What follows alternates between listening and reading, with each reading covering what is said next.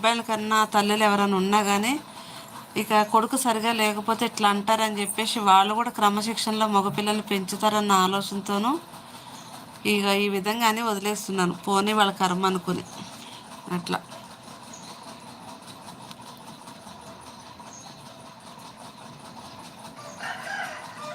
అవునా? బాబుకి brain tumour మెదడువాపు వచ్చింది, చనిపోయారు బాబు. 2.5 year 3 years అవుతుంది దగ్గర దగ్గర.